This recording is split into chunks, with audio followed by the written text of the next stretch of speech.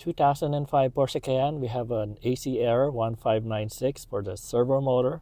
Fresh air circulation flap not working. This is the air circulation motor that I bought from AliExpress. Now this part is located at the bottom of the passenger side glove compartment.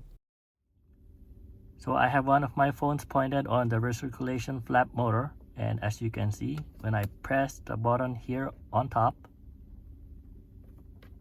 it's not moving.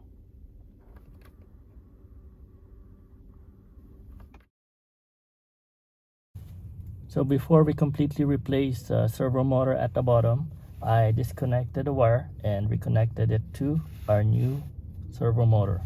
And now I'm gonna press the circulation button here on the left side, as you can see my hands on it, and see if this moves, because we know that the one installed doesn't move whenever you press the button. So here goes. Press. Press. Alright, so this new one moves. The old one doesn't.